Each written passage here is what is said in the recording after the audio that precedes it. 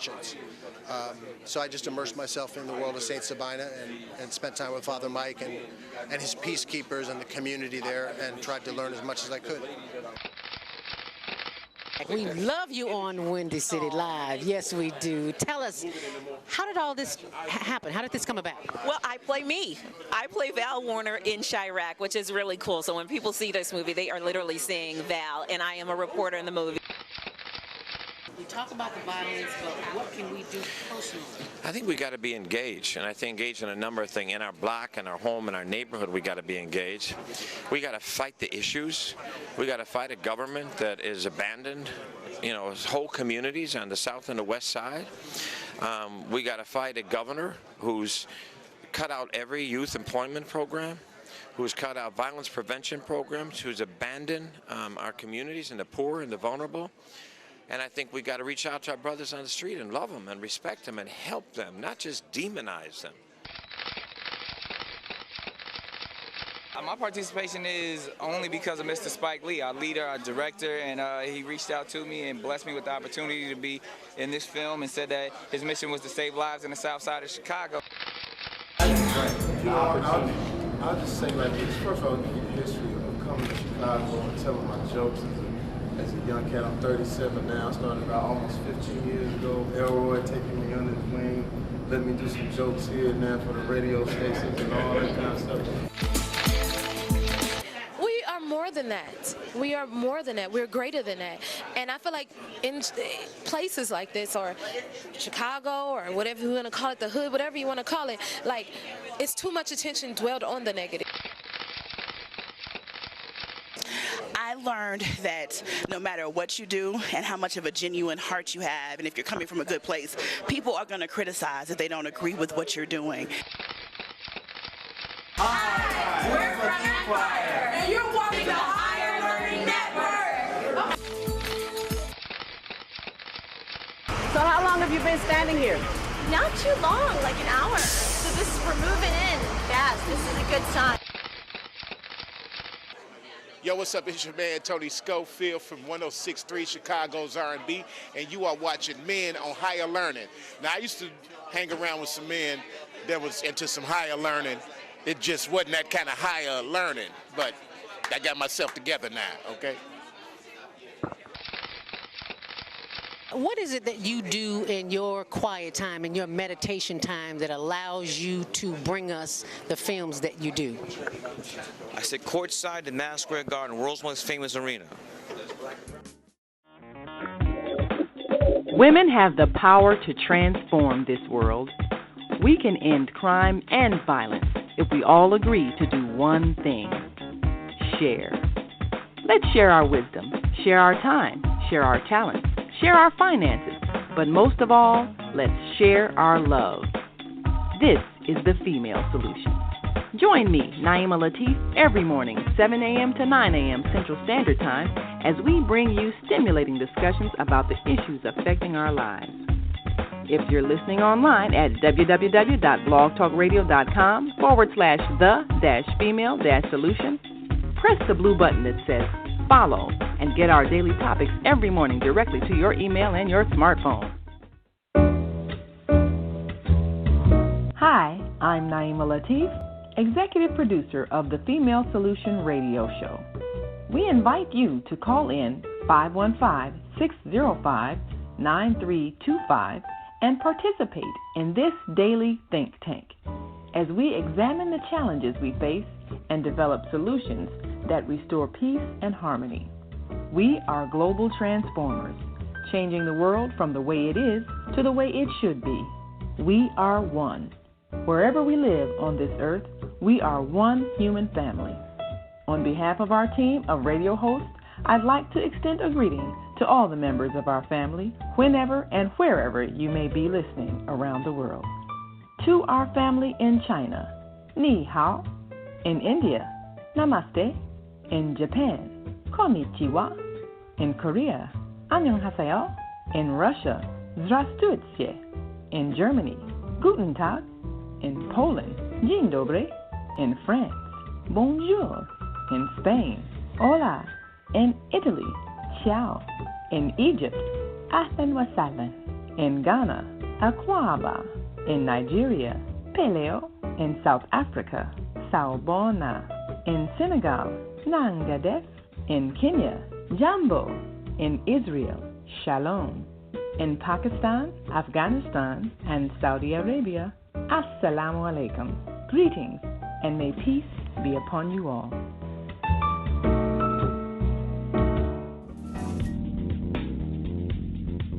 Is Monday morning a struggle to get out of bed into the swing of things? Well, don't worry, you are not alone. Join us for thought-provoking, stimulating, and mindful conversations on higher learning with ZeldaSpeaks for your Monday morning mindfulness session on Blog Talk Radio, The Female Solution, Mondays, 7:30 until 9 a.m. Be sure and send your ideas, thoughts, comments, and suggestions. Experience mindfulness moments with the Mindfulness/Stress Relief Coach, ZeldaSpeaks. And thanks for sharing the Mindfulness Moment tip of the day. Stay on purpose, stay empowered, and stay tuned to your next session of Mindfulness on Higher Learning with ZeldaSpeaks. Make it a mindful day. And thanks for listening. What you're saying, yes, as opposed to you being able to write. And how many of us still do cursive writing because there's no penmanship taught? Right. Wow. Well, I still write, and everybody always asks me, why are you writing that down? Why don't you just get in your cell phone? No, I'm doing things my way. You do things your way. This works for me. The cell phone works for you, but I have a relationship with the pen and paper because I'm a writer. That's what writers do. They don't text, they write. So for all my family, did you hear that?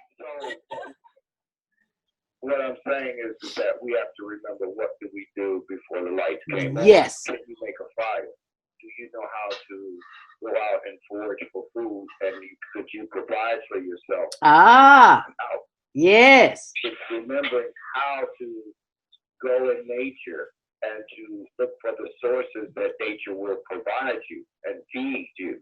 Going to the water and fish. You know, what's the saying is that, you can teach, you can give a man a fish, you feed him for a day, but you could teach a man to fish, teach him how to fish for a lifetime. So Mama D, you, myself are elders, and we have that memory. But how many young people remember when there was the absence of all this interdetainment? We have to begin to tell our story. Interdetainment. I love it. Interdetainment. That's a word. Interdetainment. Interdetainment. We're going to have to borrow that one from you, Brother Kwame. 515-605-9325. Press 1 to speak. You I'm going to keep your microphone open, Brother Kwame. We're going to take some more calls. Area code 312-802. You're live on the Female Solution Grand Rising. Where you calling from? What's your name? And what's your comment? 312-802. Yes, I had an awesome time listening to you women. I feel fabulous, and you're fabulous, Zelda. And I did manage to do the breathing. This is Minister Williams, okay? I just wanted to greet all of my sisters in the spirit and just speak to you all as I have the love in my heart and the light in me, okay? Yes, ma'am. That's all about. Because the power within is the light. That helps us to understand, and that's my theme, bringing love and light to the world. So I understand what you're saying on a spiritual level, and you guys know where I'm at in my expression on this earth.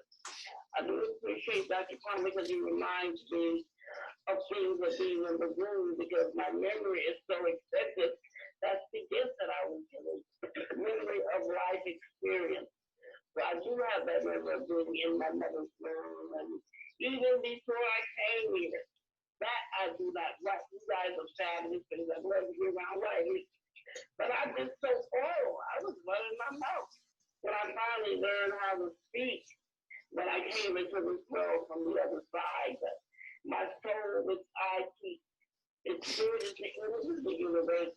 The soul is the personality that we incarnate, and we're in this body container. And that's why we're all different cultures, colors, and all that kind of good stuff. But you're right, I love that. It was so hilarious about the diaper on the face. The facial diaper. I press the weight. But that's beautiful because we're breathing all this bad air. Yeah. All this negativity. That was fabulous. That was fabulous. Yes. Oh my God. Well, I got it from somebody else, so I can't take credit for it. I can't take credit for that, Minister Cynthia. I got that from somebody else. I heard it and I was like, wow, a facial diaper. That's deep. You breathing in smoke that you've already breathed out. It's carbon dioxide. Let me go to the phone lines. I forgot to welcome my sister of the microphone, Debrorah Smith. Move around with Debrorah. Debrorah, I need you to unmute your mic. There you go. Thank you, my sister. Thank you for joining us this morning. Welcome to the Female Solution. Thank you so much for joining us. Thank you all for being here. Well, we are a team and we couldn't do it without you because, travel is a big issue right about now. And the information that you bring to the Female Solution is well worth it. So thank you for sharing this morning. As we continue the discussion, did you want to jump in and add something before I take our next call? You know what? I can add something just briefly. We're talking about what do you do when the lights go out. Yes. That's something that I always travel with. A small flashlight. Ooh. And matches. But of course, you put your matches in one of those plastic Ziploc bags to keep them dry. But yes, always travel with one of those small flashlights that you can put even in your pocket if you have to. Sometimes you can get them to go on your key ring.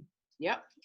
And the matches, of course, you never know. Yes, ma'am. When the battery and when your solar powered battery pack is not working for whatever reason or is stashed somewhere else. But yeah, those are some of the support issues that you can overcome with those items. So, and they're just small. They're very small. They don't take up any space. You can keep it in your pocket. Yeah. I'm so glad you said that because we got about at least a dozen flashlights around here. My husband is always walking around here with a flashlight looking for something because, I had the eye issue sometimes. The bright light bothers my eyes. So he always has a flashlight. I mean, everywhere. Everywhere. Dish here, by the stove. It's like, why we got so many flashlights? And then the thought occurred to me one day, what you going to do when the lights go out? And you're going to need all them flashlights and you're going to your husband with all them flashlights. Mm-hmm. Yeah. Just like with candles and with, now you can buy the light bulbs that will work when the lights are out. And they work just like regular light bulbs, but when the lights go out, you can switch over, and they'll work for a small little time, but it's something, and then you can always go to bed. Yes, you can. And you know what I figured out, Deborah? A lot of times when the lights go out, because it has happened to me before. I'm sure it's happened to other people, but the first thing we do is panic.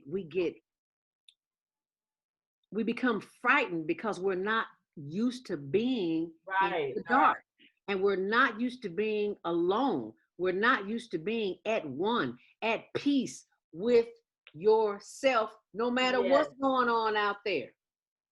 Yeah. Mm-hmm. Yeah. Fear of the dark. Panic button.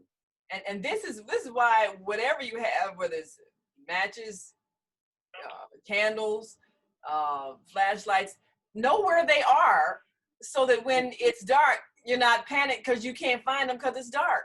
So it's good that your husband has all these different places where he's putting these things because you have to be able to reach for it and feel your way, because you should know the layout of your home. Right. In your head, even if you can't see it, but put it someplace that's accessible and easy to reach for, even if you can't see. So because when you're panicked, you can't think. No, right. Like in a fire, they always tell you, have an escape plan, because in a moment of panic, your brain shuts down. So you have to make things automatic. You have to have your responses programmed into your mind so it's automatic. So you know exactly, reach for the flashlight, sit right by the dresser drawer when it's dark. And I know that's where it is. So as soon as the lights go out, okay, I reach for it, I can turn it on, now I can see. My husband Tony is a former police officer, and he's always strategically thinking about what would happen, since we live in a high rise and we are pretty high up here, and I have a knee issue and other issues. So we're always thinking, so he keeps his pants. I know I shouldn't be telling this because I know I'll just tell nobody. It's just us three talking. Okay. At the front door. At the front door. I'll put it like this. He just keeps everything ready to move. I'll put it like that. Yeah. And the thought occurred to me when I came up with the topic. I didn't come up with it. I listened because the spirit moves, thinks, and has its being in through around me. And I'm like, why am I gonna do a show on when the lights go out? I know what to do. It's like, but everybody don't know what to do. Everybody doesn't. Everybody doesn't prepare. No. So all that stuff right there by the front door. I keep it in a little dresser, so all I gotta do is grab it, throw it on my shoulder, and hit them stairs, gym shoes included. Hit the stairs. Yeah. And you forget you got pain when you running from fire. Right. That's right. I've been in a fire before, and it ain't nothing. And that's another thing. Have an emergency bag packed. Yes. By the door where you can grab it, because you never know. I mean, you do that when you're pregnant, right? If anybody's had a baby, you know they tell you have your bag packed. So when you go into labor, you just go right to the hospital. You have to stop and try to pack. Well, have that emergency bag packed all the time with emergency supplies. Just have it there. Right. Because you never know what might happen. Some people live in flood areas, and when they give you that flood warning and people keep sitting there, well, we'll just see. Well, by the time you decide to sit there and just see, it's too late. Once you get to the point where it is critical, you might not have time to leave. So, I mean, tornadoes, floods, hurricanes, because we have, in Chicago, there's tornado weather, and we have a basement, and our neighbor next door growing up, they didn't have a basement. So every time there was a tornado warning, they would all come over here, and we were like, Mom, leave, waiting and waiting until the storm passes. And when you come upstairs, you hope the house is still there, because you're listening for the wind. And sometimes it get violent. You hear stuff shaking, and there would be people sitting there, But we'd be downstairs, and all of us, we were children at the time, so we'd be playing games, playing chess, checkers, and all that. But of course, you do realize that there is the danger that your house could be blowing away above you. And so we would all be down in the basement. And that's one thing you say, what do you do when the lights go out? That's when you really need to know your neighbors. You need to be able to check in on your neighbors. Yes. It doesn't pay to be in isolation. I don't want to know the people, because they might be the ones that save your life. Save your life. Save your life. When we were raising our children, we had a fire escape, escape plan.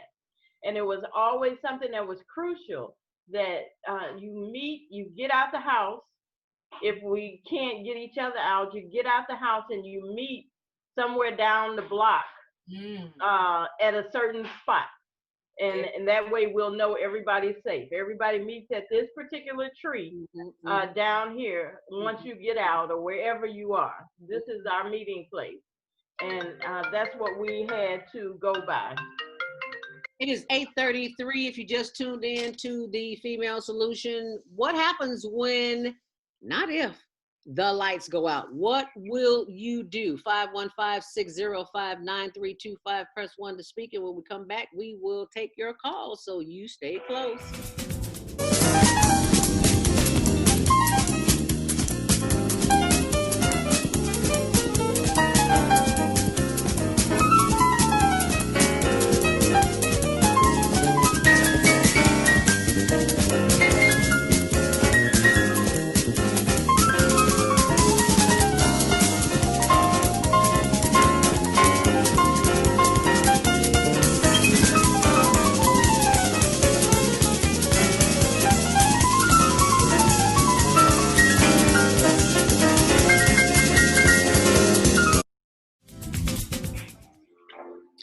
Grand Rising, and thank you for joining back here on the Female Solution. Higher Learning with ZeldaSpeaks. Welcome to Monday Morning Mindfulness and all my sisters of the microphone.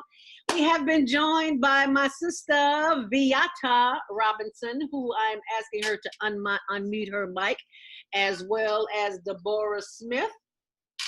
Travel with Debrorah. So please unmute your mics and feel free to chime in at any time. Grand Rising, Viyahta, thank you for joining us this morning. We need you to unmute your mic, dear, as we go to the phone line. Grand Rising, Lois, thank you for joining us. I just wanted two things I was thinking about as we talked about the life plan. Can we raise the volume on her? The light of the world is ever shining in our soul. And then another song is, we may endure us your life, but joy comes in the movement. And no matter what doing technology-wise, we might Tell her to speak up a bit or get closer to the phone. It's going to be light. And I was choked yesterday. I was in service and I had on my mask and I started coughing. So I had to take the mask off in order to breathe. And I was just wondering, why are the birds dying and the dogs dying? They're not even wearing masks. Okay. That should tell you something. That's my conversation today. Thank you so much. Oh, thank you so much for calling and saying that. For those who may have not heard, that was Lois from Chicago, and she said she was in church yesterday, and she was coughing. She had a mask on, and she had to take it off. And she asked herself when she got outside, why were the dogs and the birds dying? Is there something in the air? And are we inhaling it with this facial diaper? Well, I think one of the things that we also are learning is that we are responsible for the pollution we're creating that's killing life, and we have to change that. And if you're wearing a mask and you can't breathe good oxygen, you're weakening your lungs. So if you're afraid of a virus is going to attack your lungs, why would you weaken your lungs? So it should be a time for people to at least go outside and breathe fresh air. And we need to collectively think of ways to stop adding to the pollution. Sometimes you can, if you just have a short distance to go, sometimes you can walk. You don't have to always get in the car and drive 3 blocks to the store. Walk.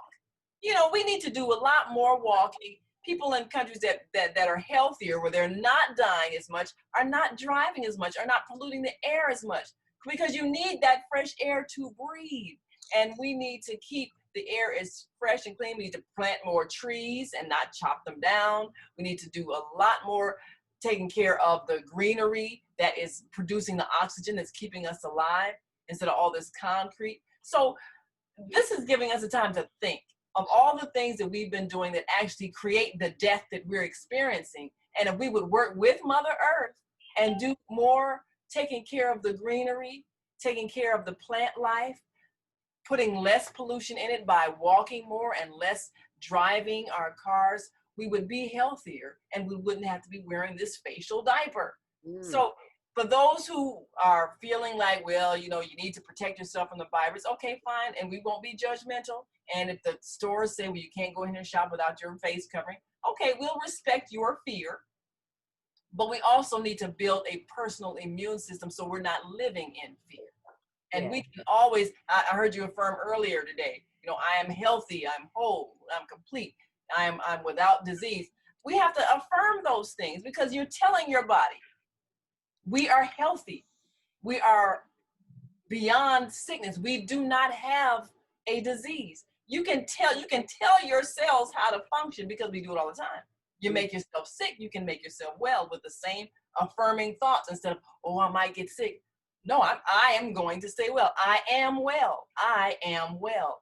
And the mind is the most powerful tool you'll ever have to keep yourself well. So those are things we should do every morning. Get up, do those breathing exercises like you say, and tell yourself you're well, and then go out and breathe some air to keep yourself well. Viyahta, I know you want to chime in. I see you shaking your head. Well, I've been listening this morning. Lots of good advice. So I've been like taking notes, and when I think Naimah mentioned about being stressed about the whole thing, essential oils, I think, is a major part of my life, and that's one of the things we need when the lights go out, just to stay calm, because it affects the brain, it affects the body. So lavender and chamomile are just 2 of the essential oils that will keep us calm. when the lights go out. And especially during this pandemic, where the masks are killing people and harming people. I think in response to what Naimah just said, some of us have to take the mask off and leave them off. In some locations, I don't know about what Chicago is, you don't have to have a medical doctor's excuse to have your mask off. You just have to let people know that you do have a medical condition and the mask makes you sick. And you can't wear it. And a lot of places here in Florida, they accept that and they say, okay, just keep your distance. I think it's time for us to get bold about these masks, take them off and let people know I get sick when the mask is on.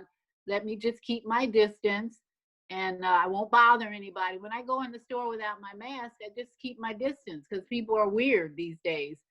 So I think that's one of the things we have to send that message to our authorities, the government, that we don't want to wear masks anymore. We know what it's doing to our bodies and it's harming people. And I have a medical condition. It's like I have to breathe. That's my medical condition.